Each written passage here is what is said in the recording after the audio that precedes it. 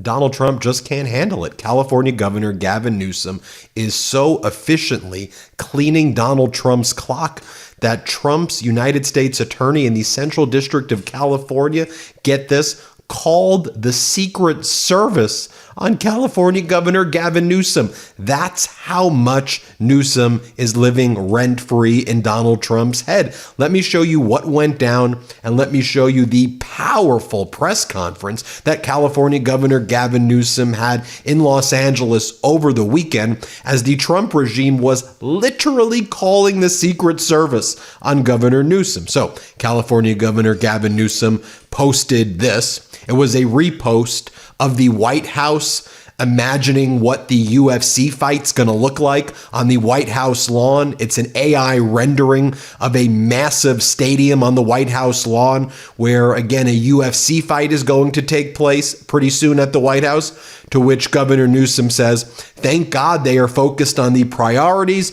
of all Americans. Yup, golden ballrooms that are 90,000 square feet, demolishing the Rose Garden and creating Club Rose Garden. Donald Trump gallivanting with the royal family in the United Kingdom while Americans can't afford groceries and are worried that their health care is about to be taken away.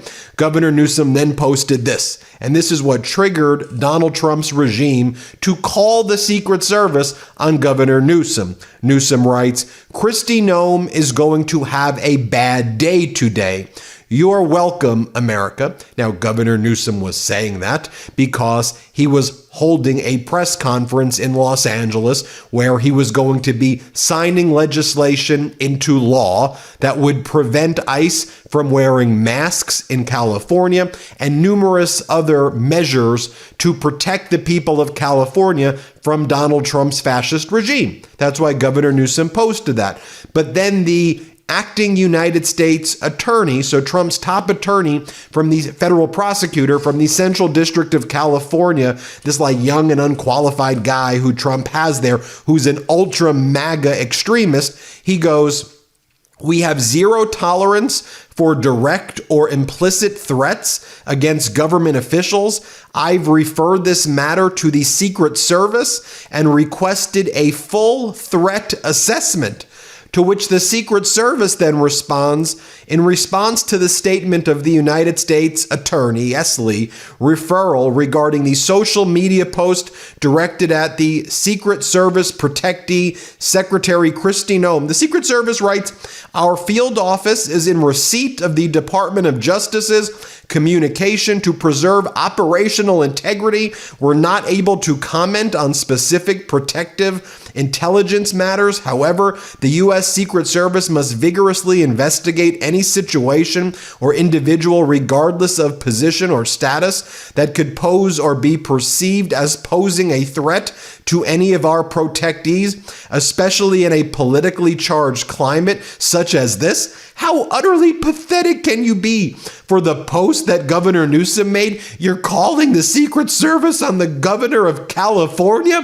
What weak, pathetic losers they are. That's one of these things for me. These people are just freaking losers, all of them. Then Governor Newsom shows when Donald Trump posted back on March 10th, 2020, the following, going to be a bad day for crazy Bernie, to which Governor Newsom got the receipts from Donald Trump's 2020 post, and Governor Newsom goes, we have zero tolerance for direct or implicit threats against government officials. We've referred this matter to the Secret Service and requested a full threat assessment. But on a very serious note, Governor Newsom is responding to this report that reporters at the Pentagon have been told they can no longer report information which has not been approved by Pete Hegseth. Those who refuse will lose their press credentials, to which Governor Newsom writes, your freedom is being strangled. This is how authoritarianism starts. Don't look away.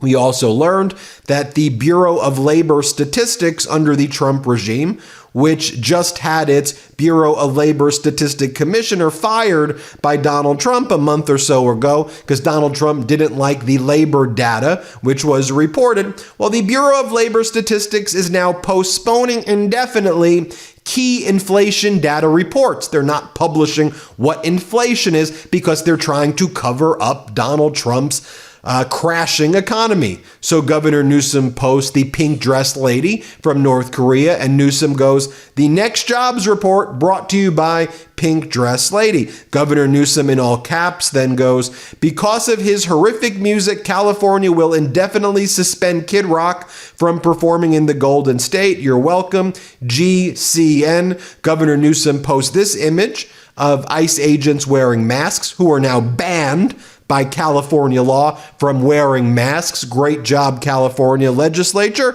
Great job, Governor Newsom. He writes, "Governor Newsom just signed a law making California the first state in the nation to prohibit federal law enforcement officers, including ICE, from hiding their identities." He then posts this image.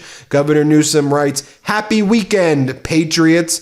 He then posts the following: "The new laws I just enacted are a direct response to Donald Trump's lawless immigration raids and arrests in California. California is fighting to end this chaos by 1, requiring schools and public hospitals to limit access and implement privacy protocols to protect against Trump's immigration chaos. 2, schools are now required to work with families and personnel to develop notification protocols when immigration authorities are present on campus. 3, most federal officers are now banned from concealing their faces. 4, most law enforcement officers are now required to publicly display their agency and name or badge number." Then Governor Newsom took the stage, notwithstanding the Trump regime referring him to the Secret Service. And here's what Governor Newsom had to say. And to me, this is one of the most powerful messages I've heard anybody talk about what's going on in California, Los Angeles, across the country. But he talks about California in a way that, as someone who lives in California, gives me so much pride.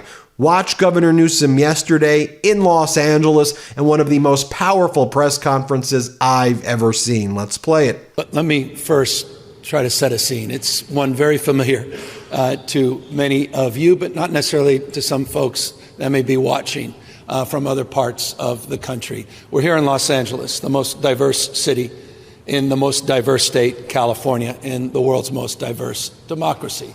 It is a point of pride. We are a majority-minority state, California. At our best, we don't tolerate that diversity. At our best, we celebrate that diversity. We're a universal state. 27% of Californians are foreign-born. You heard the superintendent talk about all of the mixed status families. Our status is unique in the United States of America. It's what makes California great. It's what makes America great. And it's under assault by this administration. There's a word that you've never heard uttered from the President of the United States' lips, certainly not Stephen Miller, and that's pluralism. We practice pluralism. It's a deep point of pride. Those values are under assault to a degree we could have never imagined. For those of you here in Los Angeles, you deeply absorb this, you deeply understand this. You saw your streets militarized. You saw the President of the United States, who in his first term never sent the military anywhere, not overseas, nowhere.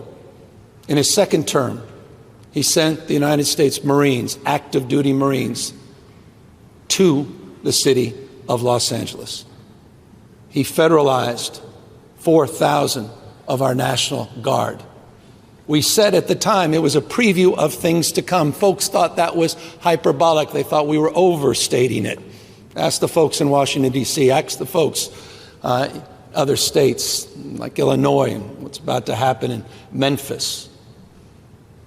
We announced just a few weeks ago that we were standing up and pushing back as it relates to the rigging of elections. We were at the Democracy Center in Little Tokyo, the sacred site where we were interning and busing the Japanese. That shameful part of our past. And what did the administration do? What did Stephen Miller do? What did Donald Trump do? They sent masked men to intimidate folks from walking in to that event. Masked men. Poor soul that happened to be in the area, delivery guy delivering strawberries, was detained because he just happened to be in the area. Collateral damage. Disappeared. These masked men had no identification.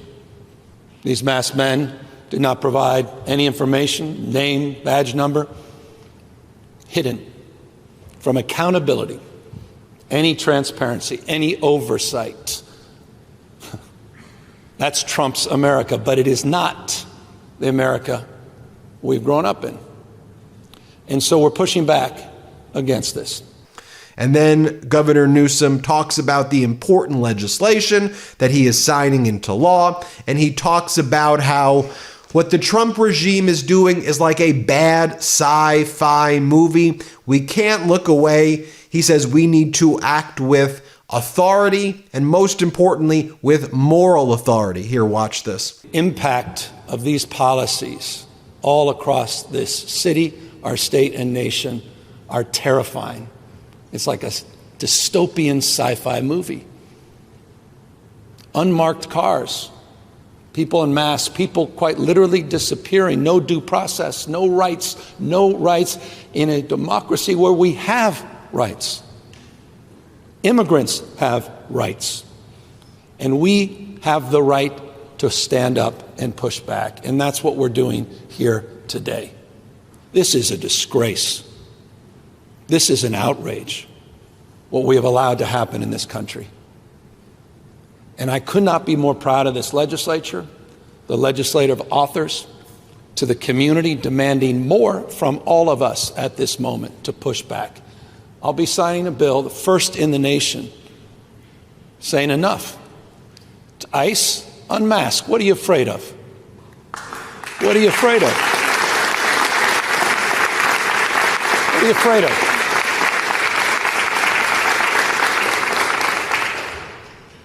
If you're going to go out and you're going to do enforcement, provide an ID. Tell us which agency you represent. Provide us basic information that all local law enforcement is required to provide. Have the decency not to threaten people as they go to school, to go out in the parking lots proximate to these schools to create chill, packed attendance. We talked to these kids. They were saying, one of you said, I've got friends, they don't go on the metro anymore. It's a public space. So your superintendent had the decency, foresight, and leadership to provide transportation. That's Trump's America. Hospitals. You talk about health infrastructure. You talk about community health. People scared to death to even access a community clinic for preventative medicine, worried that somehow they're going to be turned in, or someone without identification, looking like anyone else with a mask on, may just jump out of a car and they may disappear. So I want to thank the legislative leaders for asserting themselves and providing me the privilege, the ability to sign these laws, pushing back at this moment. I thought Jon Stewart said it best. This is not about the pronoun police. This is about the secret police. We're not North Korea, Mr. President. We're not the Soviet Union. This is the United States of America. And I'm really proud of the state of California and our state of mind that we're pushing back against these authoritarian tendencies and actions of this administration. ICE is now the largest private police force in the United States of America. And I say private because increasingly it appears to many of us that they have sworn an oath to Donald Trump, not the Constitution. A private police force whose ranks are going to grow by some 10,000, dwarfing the FBI and DEA. Only comparable staffing and investments are military operations around the globe. That's what Congress, the supine leadership in Congress, provided, along with the supine members of the Supreme Court.